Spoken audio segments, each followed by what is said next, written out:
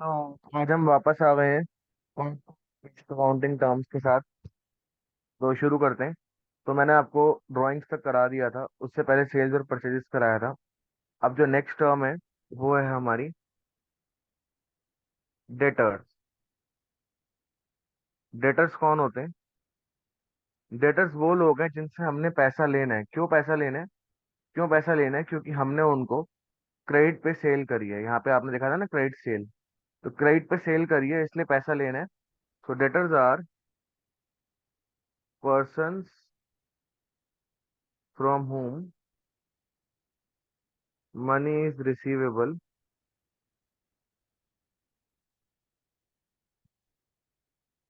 Due to credit sales. क्योंकि आपने उनको क्रेडिट पे सेल करा है। ठीक है। अब इसी का ऑपोजिट आता है क्रेडिटर्स। क्रेडिटर्स क्या होते हैं? क्रेडिटर्स वो लोग हैं जिनको आपने पैसे देने हैं। क्यों देने हैं? क्योंकि आपने उनसे सामान खरीदा है। तो यहाँ पे क्या होगा? तीन चीजें हैं। फ्रॉम की जगह टू हो जाएगा, रिसीवेबल की जगह पेएबल हो जाएगा, सेल्स की जगह परचेज हो जाएगा। तो आप एक बार क्रेडिटर्स की डेफिनेशन आप जरा कमेंट बॉक्स में लिख के बताओ क्या आएगी। मैंने आपको बताया पूरी डेफिनेशन सेम रहेगी। फ्रॉम की जगह टू हो जाएगा, रिसीवेबल की जगह पेबल हो जाएगा, सेल्स की जगह परचेज हो जाएगा। Okay, do it on your own. तो ये हो गया creditors. Next is revenue. Revenue, what is revenue? जैसे सपोज करो, एक दिन के अंदर टोटल कितना पैसा कलेक्ट हुआ सब कुछ बेच के। जैसे मैकडोनल्ड्स अगर है तो उसने बर्गर्स भी बेचे, फ्राइज भी बेची, और उसने आइसक्रीम भी बेची, कोन्स भी बेचे आइसक्रीम के। उसके अलावा उसने फैंटा कोक सब कुछ बेचा। उसके अलावा उसने मान के चलो एक एसी भी बेच दिया पुराना। तो एसी गुड्स नहीं था लेकिन फिर भी बेचा उसने। तो टोटल पैसा जो जनरेट हुआ ना, टोटल पैसा जो जनरेट हुआ सब कुछ बेच के, उसको कहते हैं रेवेन्यू। उसको कहते हैं रेवेन्यू। तो हम यहाँ लिखेंगे total money generated by selling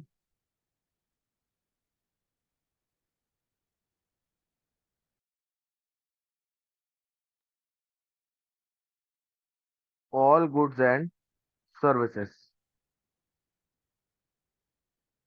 all goods and services, सारा सब कुछ बेच के, सब कुछ बेच के मैंने यहाँ लिखा ऑल गुड्स एंड सर्विसेज। अब होता क्या है इसमें ना, खाली गुड्स नहीं आते, तो इसमें दो पार्ट्स हो जाते हैं। आज के जमाने में जो नई नई नए स्टैंडर्ड्स आए हैं उनके हिसाब से दो तरह का होता है रेवेन्यू। एक होता है रेवेन्यू फ्रॉम ऑपरेशंस हो जाता है,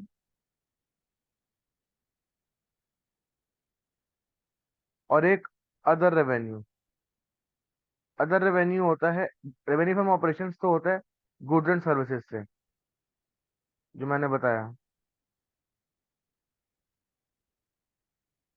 और अदर रेवेन्यू क्या होगा? Something else. समथिंग एल्स क्या, मैंने आपको बताया। देखो एग्जांपल देता हूँ। जैसे उसने एसी बेच दिया वहाँ का। कहाँ का बेचा? एसी अपने मैकडोनल्ड्स के बेसिकली आउटलेट का। तो सिमिलरली जो वहां पे और भी कुछ बेच सकते हैं वो एसी पे। एसी के अलावा हो सकता है उन्होंने कोई जगह, किसी बंदे ने कोई जगह रेंट पे दी हुई है तो उसको इनकम आती है, तो rental income is also revenue. But that is other revenue, that is other revenue. तो revenue can be basically operations and other revenue, समझ गए? तो आपको खुद अब एग्जांपल्स में बताना है, कमेंट्स में बताना है, कमेंट्स में, कि अदर रेवेन्यू के एग्जांपल्स और क्या क्या हो सकते हैं। ठीक है, नेक्स्ट पे आते हैं। एक्सपेंसेस।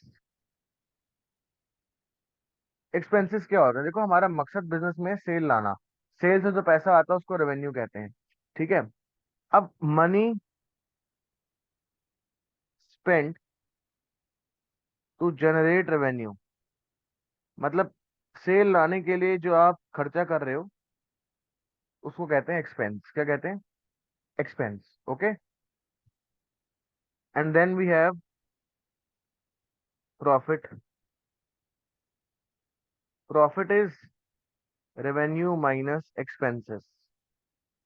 Revenue minus expenses. हम कह सकते हैं excess of revenue over expenses. मतलब रेवेन्यू कितना ज्यादा है एक्सपेंसेस से, उसको कहते हैं प्रॉफिट। अगर आंसर पॉजिटिव आएगा तो हम बोलेंगे प्रॉफिट है, और अगर नेगेटिव आएगा, इसका इस फॉर्मूले का आंसर नेगेटिव आता है, तो हम क्या बोलेंगे, लॉस है। क्या है, लॉस। आई होप आपको समझ आ रहा है सारा। ठीक है जी, आगे बढ़ते हैं। तो मैंने आपको प्रॉफिट भी बता दिया, एक्सपेंसेस भी बता दिया, अब लॉस पे आते हैं।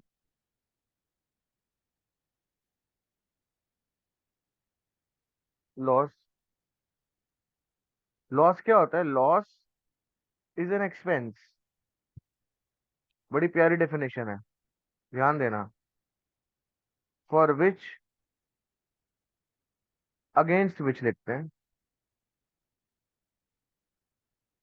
Against which we get no benefit, no benefit in return.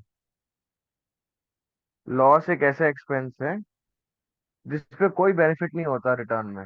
मतलब हम खर्चा तो कर देते, जैसे हमने बात करी ना ऊपर, एक्सपेंसेस ज्यादा हो गए, रेवेन्यू कम है, तो वो जो एक्सपेंसेस एक्स्ट्रा हुआ उसके बदले में तो कोई रेवेन्यू जनरेट नहीं हुआ। या कहीं पे फैक्ट्री में आग लग गई तो सामान जल गया, जो सामान जल गया हमारा, वो उसके बदले में हमें कुछ नहीं मिला, वो सस्ते रेट से बिकेगा, हमारा लॉस हो गया। जितना हमने लागत लगाई थी, कॉस्ट लगाई थी, वो भी रिकवर नहीं हो पाई। तो लॉस वो एक्सपेंस है जिसके बदले में कुछ भी नहीं मिलता। ठीक है। तो basically no revenue is generated in return, यही डिफरेंस है लॉस एंड एक्सपेंस में। दोनों में पैसे का खर्चा होता है, एक में रेवेन्यू आ रहा है, एक में नहीं आ रहा। ओके। तो आपको मैंने बता दिया debtor, creditor, revenue, expenses, losses, profit. अब बताना है गेन। गेन, जैसे मैंने बोला था अदर रेवेन्यू ऊपर। अदर रेवेन्यू क्या था? जैसे आपने वो एसी बेचा मैकडोनल्ड्स के आउटलेट का, अब आपने अगर वो महंगा बेच दिया, उसकी उसकी जो मार्केट वैल्यू थी वो 5,000 थी, लेकिन आपने 6,000 का बेच दिया, तो आपने 1,000 रुपये कमा लिए ना। तो वो 1,000 रुपये जो कमाए आपने, प्रॉफिट को इनकम भी कहते हैं। ठीक है। ओके। एंड जो 1,000 रुपये कमाए आपने, वो आपके जो 1,000 रुपये है वो मेन बिजनेस के तो है नहीं, वो एक्स्ट्रा, वो गुड्स के अलावा आपने कुछ और बेचा, उससे आए हैं, तो उसको गेन कहते हैं। उसको क्या कहते हैं? गेन। तो हम बोलेंगे non operating income is called gain. ऐसे ही मैंने आपको बताया था, रेंट पे आपने कुछ दिया हुआ है किसी को अपना घर का कोई पोर्शन, तो उससे जो इनकम आ रही है आपको, रेंटल इनकम, खर्चे निकाल के जो बच रहा है पैसा, वो भी आपका मेन बिजनेस तो है नहीं, आपका मेन बिजनेस तो कुछ और है। तो उसके अलावा जो आपने रेंट पे दे के पैसे कमा रहे हो, वो नॉन ऑपरेटिंग इनकम है। नॉन ऑपरेटिंग इनकम को बोलते हैं गेन। नॉन ऑपरेटिंग इनकम को क्या बोलते हैं? गेन। ओके। ये भी हो गया जी। तो अब बचा हमारे पास last two terms, asset and liability. आ जाओ। एसेट। एसेट पे आते हैं। एसेट क्या होता है? एसेट बेसिकली होता है आपका कोई भी ऐसी चीज जिसकी कुछ वैल्यू हो, जो कि बिजनेस ओन करता हो,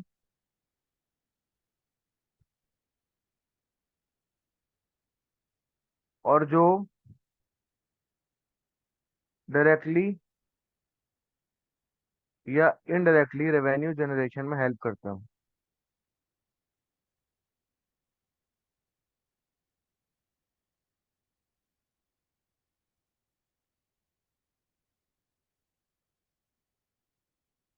तो things of value own by business which help in generating revenue directly और इनडायरेक्टली। ठीक है, उसको एसेट कहते हैं। फॉर एग्जाम्पल, एसेट के एग्जाम्पल्स हम ऑलरेडी कर चुके हैं, जैसे गुड्स है, तो गुड्स को बेच के, गुड्स या स्टॉक कह लो, अनसोल्ड गुड्स को स्टॉक कहते हैं, तो उनको बेच के पैसा आता है, रेवेन्यू जनरेट होता है, तो वो भी हमारा एसेट है। एसी लगा हुआ है फैक्ट्री में, ओ फैक्ट्री बोल दिया मैंने, एसी लगा हुआ है ऑफिस में, तो ऑफिस में, या फिर मान के चलो, एग्जांपल देता हूँ आपको मैं, दो सैलॉन्स हैं, एक सैलॉन में एसी लगा है, एक में नहीं लगा हुआ, और आप मान के चलो आपने हेयर कट कराने जाना है, तो आप किस में जाओगे? समर्स का टाइम है, आप कमेंट करके बताओ, कमेंट बॉक्स के अंदर। देखो मैं तो जाऊंगा एसी वाले में, क्योंकि वहां पे ज्यादा कंफर्ट है। आप किस में जाओगे? कमेंट सेक्शन में कमेंट करके बताओ। ठीक है। तो मैं जाऊंगा एसी वाले में। तो हुआ क्या, एसी वाले की सेल बढ़ गई मेरे जाने से, हालांकि दोनों का प्राइस सेम था, लेकिन मैं एसी वाले में गया तो एसी वाले की सेल बढ़ गई। तो एसी वाले की जब सेल बढ़ गई तो एसी वाले का रेवेन्यू बढ़ गया। तो ये क्या हुआ, एसी ने तो मेरे बाल नहीं काटने, लेकिन फिर भी एसी वाले सैलून की रेवेन्यू बढ़ गया, एसी वाले सैलून का रेवेन्यू बढ़ गया इनडायरेक्टली। कैसे बढ़ा? गुड्स से डायरेक्टली बढ़ता है, गुड्स बेचने से। एसी से कैसे बढ़ा? इनडायरेक्टली। ठीक है, ऐसे ही जो फर्नीचर लगा होता है, कंफर्ट कंफर्ट को प्रोवाइड करता है, उससे भी इनडायरेक्टली रेवेन्यू बढ़ता है। जिस बिल्डिंग में आउटलेट बना हुआ है या शोरूम बना हुआ है, वो भी इनडायरेक्टली रेवेन्यू जनरेट कर रहा है। ठीक है, बिल्डिंग्स, ऐसी डेटर से भी पैसा आता है हमारा, वो भी हमारे करंट, वो भी हमारे एसेट्स हैं। ऐसे ही जो हमारा नाम होता है गुडविल, उससे भी रिपीट कस्टमर्स आते हैं। ठीक है, एक्सेट्रा। तो ये सारे एसेट्स हैं। और भी हो सकते हैं, आप एग्जांपल्स दे सकते हो कमेंट सेक्शन के अंदर। ओके। अब एसेट्स होते हैं टू टाइप्स के। आप वीडियो को पॉज कर करके अपने नोट्स बना सकते हो। ठीक है, आगे बढ़ते हैं। एसेट्स होते दो टाइप्स के, current assets and non current assets.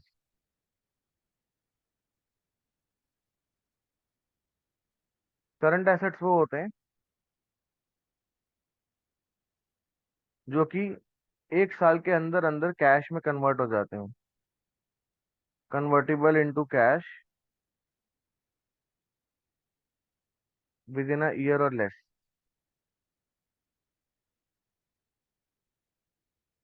और नॉन करंट वो होते हैं जो एक साल के बाद कैश में कन्वर्ट हो, convertible into cash after a year और मोर।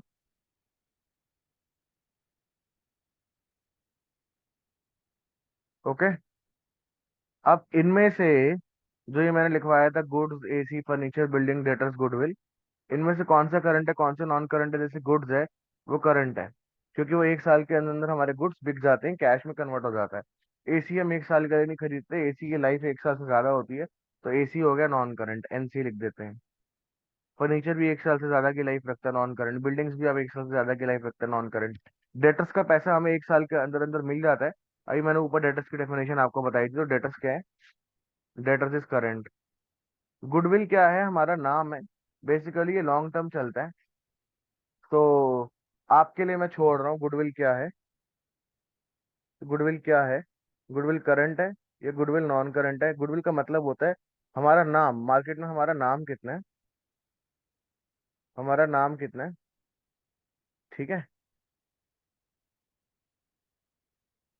ठीक है। तो अगर नाम, आपके हिसाब से नाम जो है वो, अगर छोटे टाइम के लिए नाम बनता है, बड़े सालों बाद जाके है, और वो नाम चलता रहता है, मैंने हिंट दे दिया, अगर चलता रहेगा तो एक साल से ज्यादा भी चल सकता है। तो अगर एक साल से ज्यादा चलेगा तो क्या होगा, अपने आप देख लो। इसका आंसर आप कमेंट सेक्शन में लिखोगे, गुडविल इज करंट और non current, whichever is the answer, whatever is the answer, you have to write in the comment section. Okay. तो ये था एसेट्स के बारे में, मैंने आपको बताया। एसेट्स के बारे में ना एक क्लासिफिकेशन और होती है, वो भी आपको बता देता हूँ। तो ही मैंने गुडविल लिखा हुआ ऊपर, another classification.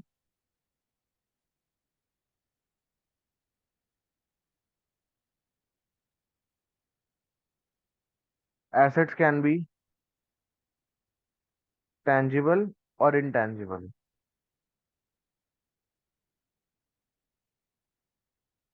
Any idea what is tangible and tangible? कुछ पता है आपको? हल्का फुल्का भी कोई आइडिया है कि tangible का मतलब क्या होता है, intangible का मतलब क्या होता है? अगर पता है तो बताओ कमेंट्स में। tangible बेसिकली मतलब होता है जिसको आप टच कर सको। तो जो एसेट्स टचेबल है उनको कहते हैं tangible एसेट्स। तो अभी जो ऊपर मैंने लिखवाया आपको, उसमें से कौन कौन से टचेबल है? जैसे स्टॉक जो है वो टचेबल है। ठीक है, फर्नीचर टचेबल है, बिल्डिंग टचेबल है। अब जैसे गुडविल है, goodwill is non touchable, it can only, its effect can only be felt. उसका असर देख सकते हैं कि कस्टमर्स आ रहे हैं हमारे पास, रेवेन्यू आ रहा है, तो वो इनटेंजिबल है, नॉन टचेबल, अनटचेबल लिख देते हैं। ठीक है जी, तो ये एक और क्लासिफिकेशन थी। ठीक है, आई होप आपको मजा आ रहा है। And now last term of this basic accounting terms session, final session, liability. Liability means money और सर्विसेज दैट द बिजनेस ओस टू आउटसाइडर्स। जो बाहर वालों के पैसे देने हैं, जो बाहर वालों के पैसे देने हैं बिजनेस ने, या सर्विसेज देनी है, ठीक है, उसको कहते हैं लाइबिलिटी। ठीक है, क्या कहते हैं, लाइबिलिटी। सर्विसेज भी कह लो या गुड्स भी कह लो, मनी और goods services that the business owes to outsiders. ठीक है, इसके एग्जांपल्स क्या क्या हैं? इसके एग्जांपल है आपको, एक तो क्रेडिटर्स। क्रेडिटर्स कौन होते हैं? जिनको पैसे देने होते हैं हमने, क्योंकि उनसे सामान खरीदे हमने। ठीक है, और अगर किसी से एडवांस मिल गया हमें, और उस बंदे के हमने एडवांस फीस मिल गई, जैसे सपोज करो अब मैं पढ़ाता हूँ ऑनलाइन या ऑफलाइन, तो मेरे को फीस एडवांस मिल गई और मेरे को पढ़ाना है बच्चे को, तो मेरे लिए लाइबिलिटी है। सर्विस मैंने जब तक उसको नहीं दी, तो मेरे लिए लाइबिलिटी है। समझ गए? तो मैं यहाँ लिखूंगा एडवांस फीस। ओके, ठीक है जी। अब ऐसे ही बैंक लोन होता है, तो बैंक लोन चुकाना होता है, वापस करना होता है। ऐसे ही आपका जो है, और भी लाइबिलिटी के एग्जांपल बन सकते हैं, बट अभी मैं यहाँ लिखूंगा नहीं, क्योंकि वो बेसिक के बाहर हो जाएंगे। अभी हम बेसिक पढ़ रहे हैं, तो मैं चाहता हूँ कि आपको बेसिक्स पहले अच्छे से समझ आ जाए, फिर एडवांस आगे और पढ़ेंगे। पहले देखते हैं आपको क्या रिस्पॉन्स आता है इस पे, आपको कितना समझ आता है। तो मैं इसके आगे यहीं पे एंड करूंगा इसको, एग्जाम्पल्स को। फिलहाल इनको क्लासिफाई करते हैं, लाइबिलिटी को, करंट और नॉन करंट। करंट लाइबिलिटी होती है आपकी payable in cash with in a year और लेस, जिसको एक साल में चुकाना होता है, विद इन अ ईयर और लेस, उसको करंट लाइबिलिटी कहते हैं। और पेएबल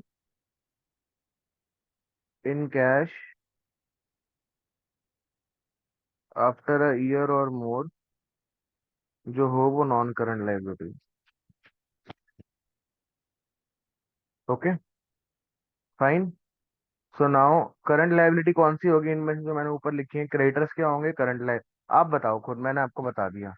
अगर किसी से मैंने एडवांस फीस लिया तो एक साल के अंदर अंदर तो मैं कैश उसको क्लास दे ही दूंगा। और बैंक लोन तो एक साल के बाद ही चुकाते हैं। तो अपने आप इनके एग्जांपल्स को करंट नॉन करंट लिख के मेरे को कमेंट सेक्शन में बताओगे, मैं नहीं बता रहा। With this the topic is over, all the terms are being discussed, are all the terms have been discussed. So now you can just go through these terms, आप इनको देख सकते हो एक बार अच्छे से। दोनों पार्ट्स देख लेना, पार्ट वन पार्ट टू। और ये नंबर है मेरा 9953730244, इसको व्हाट्सएप कर सकते हो ऑनलाइन क्लास के लिए। और इस वीडियो के डिस्क्रिप्शन में आपको और अबाउट सेक्शन में हमारे चैनल के आपको पता चल जाएगा हम क्या पढ़ाते हैं। तो आप देख सकते हो अगर आपको क्लासेस की रिक्वायरमेंट हो तो।